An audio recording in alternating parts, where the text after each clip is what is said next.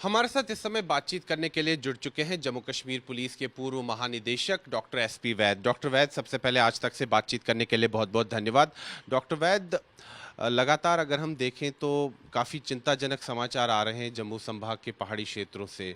अगर हम देखें, अब डोडा ज़िले में भी आतंकवादी गतिविधियां बढ़ गई हैं। जिस प्रकार से देसा वन क्षेत्र में जो मुठभेड़ हुई, जिसमें हमने अपने 4 शूरवीरों को खो दिया, 4 हमारे सेना के जो जवान हैं, जिसमें एक अफसर भी शामिल था, वो वीरगति को प्राप्त हुए।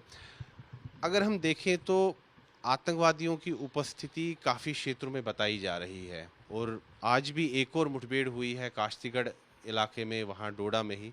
कितना गंभीर समझते हैं आप इस विषय को? क्योंकि ये जो आतंकी घटनाएं हो रही हैं जम्मू संभाग के पहाड़ी क्षेत्रों में, इनका कोई अंत ही नहीं हो रहा है। क्योंकि कई बार आश्वासन आए सरकार से भी कि ये आतंकवाद अपने आखिरी चरण में है, आखिरी सांस ले रहा है, लेकिन ये आतंकवादी गतिविधियां तो बढ़ती ही जा रही हैं। देखिए, ऐसा है कि जो जम्मू प्रोविंस में हालात बने हैं वो काफ़ी गंभीर हैं। और रिपोर्ट्स के मुताबिक कोई 40 नंबर बोलता है, 50 बोलता है, 60 बोलता है, जो भी नंबर है किसी ने गिना नहीं। बट ये छोटे छोटे 4-4, 5-5 के या 3-3, 4-4 के ग्रुप में डिफरेंट एरियाज़ में ऑपरेट कर रहे हैं। पहले ये रजौरी पुंछ में थे, फिर रियासी में इन्होंने वारदात की, फिर आपने देखा मशेडी कठुआ डिस्ट्रिक्ट के बिलावर तहसील में इन्होंने वारदात की, और अब डोडा में इधर देसा के इलाके में किया। तो रिपोर्ट्स के मुताबिक ये पाकिस्तान के पख्तूनख्वा इलाका जो है, जो सारा अफ़गानिस्तान से लगता है, उस इलाके के लोग हैं ज़्यादातर। कुछ पंजाबी हैं, और ये वो लोग हैं जो बैटल हार्डन्ड हैं, जो अफ़गानिस्तान में तालिबान के साथ ऑपरेट किए हुए हैं। कुछ इसमें पाकिस्तान आर्मी के रेगुलर्स भी हैं, और वो इस सारे जो पहाड़ी इलाके का टेरेन है, जो जो ये सारा पीर पंचाल रेंज है, किश्तवाड़, डोडा, रामबन, रियासी, और आप ले लीजिए रजौरी पुंछ का इलाका, इस टेरेन से ये काफ़ी अच्छी तरह से वाकिफ़ हैं और एक्सपर्टीज़ हैं जंगल वारफेयर, माउंटेन वारफेयर में। और इनको ऊपर से आधुनिक हथियार दे दिए हैं पाकिस्तान ने, जिसमें आपने देखा किस तरह अमेरिकन राइफल M4, और उसमें नाइट विजन है जो ऑलमोस्ट स्नाइपर का काम करती है। रात के वक्त भी आपको हिट कर सकती है और एग्जैक्ट आपके सर पे गोली मारेगी। दूसरा, आपके पास चाइनीज़ आर्मर पेसिंग बुलेट्स हैं, स्टील कोटेड बुलेट्स, तो जो बुलेट प्रूफ चीज़ को भी पंक्चर कर देगी। तो इस तरह का एक कॉम्बिनेशन है, एक बहुत बड़ा चैलेंज बन गया है, मैं समझता हूँ, फॉर इंडियन आर्मी और JNK पुलिस के लिए। नंबर्स 90s जैसे नहीं हैं, लेकिन ये हाईली ट्रेंड लोग हैं, और इनको एलिमिनेट करना बहुत इम्पॉर्टेंट होगा। और उसमें मैं समझता हूँ we have to go after them, और जितना जल्दी हो सकता है इनको एलिमिनेट करना है। लेकिन साइमल्टेनियसली इंश्योर करना है कि ये पता लगाया जाए ये कहाँ से इन्फिल्ट्रेट किए हैं।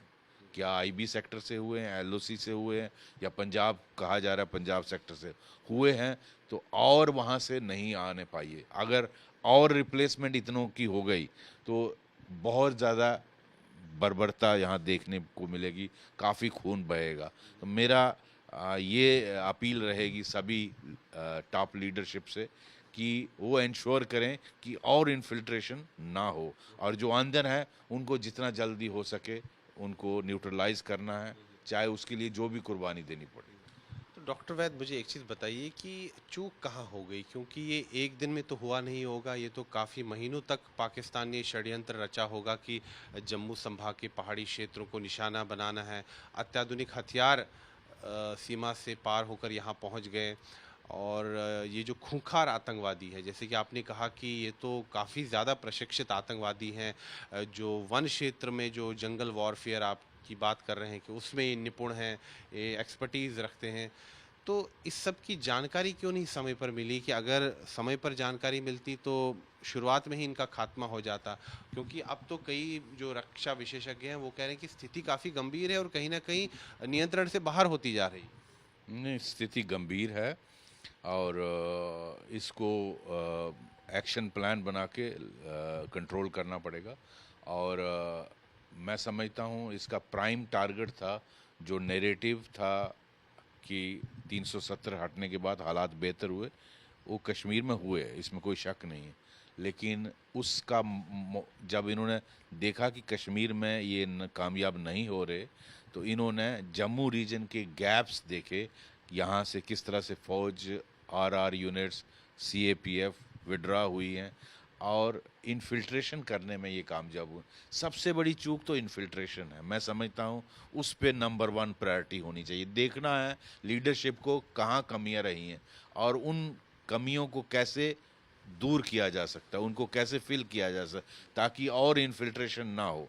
उसको कैसे एंटी इन्फिल्ट्रेशन ग्रिड को और स्ट्रेंथन कैसे किया जाए, वो बड़ा इम्पॉर्टेंट है। और दूसरा, जो यहाँ से फोर्सेस चलेगी, in fact they are seeking spread of the forces from Kashmir valley and Indo China Ladakh border. और वो भी मुझे लगता है इनकी रणनीति है कि वहाँ से फोर्सेस को जम्मू चूँकि पहाड़ी इलाका है, इट अब्जॉर्ब्स फोर्सेस। वहाँ एक बटालियन दिखती भी नहीं है, तो आपको कितनी बटालियंस लानी पड़ेंगी। तो ये भी इनका एम है, to seek spread of the forces to ease pressure जो लद्दाख इंडो चाइना बॉर्डर पे है और कश्मीर में है। और तीसरा, जो नैरेटिव गवर्नमेंट का था, उसको पंक्चर करना, और उसमें ये कामयाब रहे। तो डॉक्टर वैद, क्या समझे हम कि स्थिति नियंत्रण से बाहर हो गई है? नहीं, मैं उसमें नहीं कहूँगा कि स्थिति बाहर हो गई। हमने 90s में और 2000 में भी इस ये इलाका डिफ़िकल्ट ज़रूर है, टेरेन बहुत टफ है, घंटों आपको ट्रैक करना है, और इसी फ़ौज ने और इसी जे.एंड.के पुलिस ने और सीएपीएफ ने इस इलाके को टेररिज्म से फ्री किया। मैं खुद आईजी जम्मू था 2004 से 2008। तो सभी लोगों ने 90 से जिन्होंने काम किया, सब ने यहाँ कंट्रीब्यूट किया, और इसी फ़ौज का और इसी पुलिस, सीएपीएफ पुलिस ने इस इलाके को फ्री किया। और मैं समझता हूँ कि अभी भी वो मुमकिन है। ऐसी स्थिति आउट ऑफ कंट्रोल नहीं है, लेकिन डिफिकल्ट, गंभीर सिचुएशन है। तो डॉक्टर वैद, मुझे एक चीज़ बताइए कि जैसे कि आपने कहा कि चाहे 90 का दशक रहा हो या 2000 के दशक के शुरुआती वर्ष रहे हों, आप उस समय भी उच्च पदों पर थे जम्मू कश्मीर पुलिस में, और ये वो समय था जब जम्मू संभाग के पहाड़ी ज़िले आतंकवाद से काफ़ी ज़्यादा ग्रस्त थे। तब की स्थिति और जो अब की स्थिति है, कितना अंतर है, और क्या अभी की स्थिति तब की स्थिति से गंभीर है? देखिए, 90s में और 2000 में जम्मू रीजन में टेररिस्ट का नंबर बहुत ज़्यादा था। आज नंबर आप देखें तो उतना नंबर नहीं है। 50 कहिए, 60 कहिए, जो भी नंबर है, 70। लेकिन फ़र्क ये है कि वो ज़्यादातर लोकल थे, वो ज़्यादा प्रशिक्षित भी नहीं थे, ना अत्याधुनिक हथियार थे। ज़्यादा प्रशिक्षित नहीं थे, लोकल थे। उनमें कुछ जगहों पे फॉरेनर हुआ करते थे, बट सारे मेजॉरिटी लोकल थे। बीच बीच में फॉरेनर होते थे, बट इतनी प्रशिक्षा, इतने बैटल ट्रेंड, बैटल हार्डन नहीं थे, नंबर 1। नंबर 2, उनके पास इस तरह के आधुनिक हथियार नहीं थे जो आज इनके पास हैं। So that is why they are getting this advantage. तीसरा, इनको, मुझे लगता है, जिस तरह से ये ऑपरेशन कर रहे हैं, अटैक कर रहे हैं, ये तो आए मरने के लिए है, लेकिन उसके बाद ये गायब हो जाते हैं। अटैक के बाद आपने देखा पैटर्न, और खबर नहीं आती है। तो मुझे लगता है ये सारे वो प्रिकॉशन इनको बताए गए हैं जो इनको लेने चाहिए, ताकि इनकी लोकेशन ना मिले, और इसीलिए दिक्कतें आ रही हैं।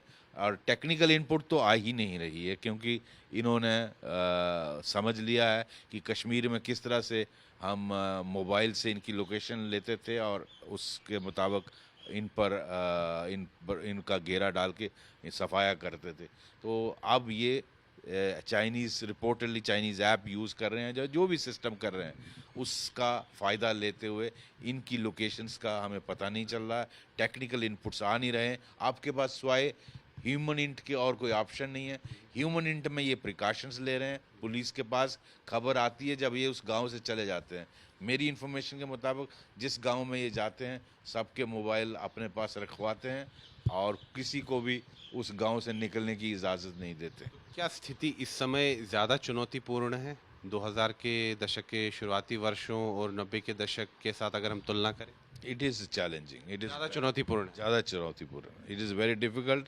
शायद हमें अपने टैक्टिक्स में बदलाव लाना पड़ेगा, अपनी रणनीति में बदलाव लाना पड़ेगा और आउट ऑफ द बॉक्स सोचना पड़ेगा, ताकि और लोगों की मदद लेनी पड़ेगी।